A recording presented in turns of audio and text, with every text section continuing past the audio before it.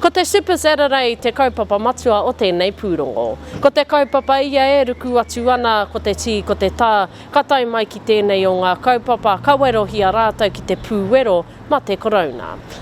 Utonu mai mo tēnei pūrongo i a mātou o te reo o te uru, e a tamātai atu ki tēte i taoneti i taranaki ki te raki, ko whaitara. Anei rā, te pūrongo. E pūwero, karere o. Ke konei mātou ki te whakanui, te kaupapa te pūwero ārai, ki wanginui te rohe katoa, whakanui te kaupapa kia hāpai ngā tātou whānau, kia ora pai ai. Ke konei mātou tunu atu i ngā tōtiti, kia whātu atu ki te whānau, kua tai mai ki te whakanui te kaupapa, ara hoki he tukua ētahi me ki hutia honi mo te hoko kai, me mō tautoko hoki i tēnei kaupapa, ara hoki e maha anō ngā momo taonga ka tae te whiwhi atu i enei te whakadui te kaupapa nei, tēnei rā. Nō te rangi nei ka wai te motu katoa i te kaupapa, Super Saturday. Kia werohia te toko pai tāngata ki te wero ārai mate ko Wiori. Personally, I'm just here supporting the kaupapa, and what we're doing is we're encouraging our whānau here in Waitara to come down and take the vaccination for COVID-19. I'd just like to encourage everybody to think about it, make their own decisions, make up their own minds. I've encouraged my whānau, and my whānau have encouraged me to take this vaccination. My mother's 83, I have a 10-year-old mokopuna. We want to remain as a whānau, we want to be able to stay together, so we're being vaccinated. So, for others, they may have different reasons for coming down here. It doesn't matter as long as you come and do the vaccination. But yeah, talk to people and talk to those that have had the vaccination and ask them why did they get vaccinated, what was the experience like.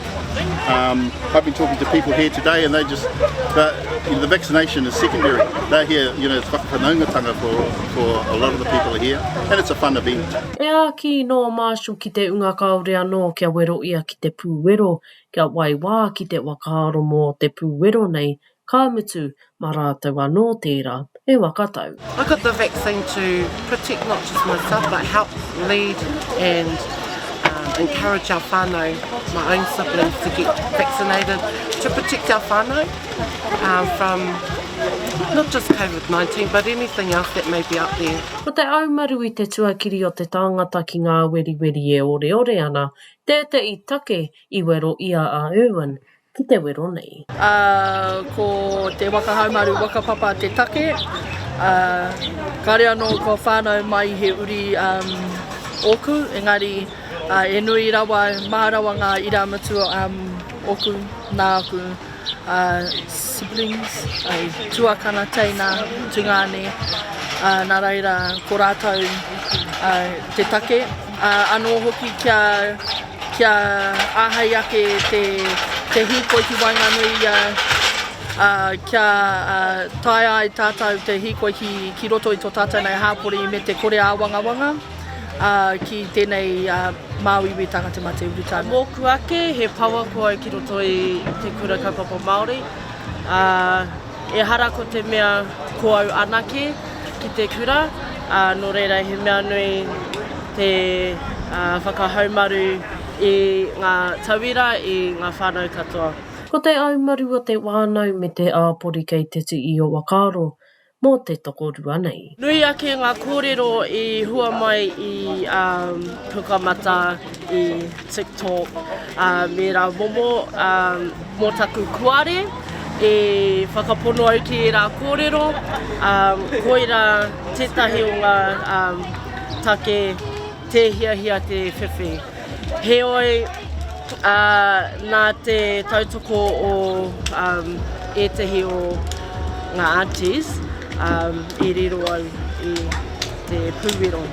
He wahine mataku au ki tēnei mea te ngira, engari I reira toku pautuara, I reira toku pautuara a Auntie Linda me aku whānau, hei pautautoko moku. Ko te tautoko a te wānau I ka arongo I te rangi nei, ko iai no o ei pautuara Ngā waru lekna, aroha Broughton Pui, te reo o te uru.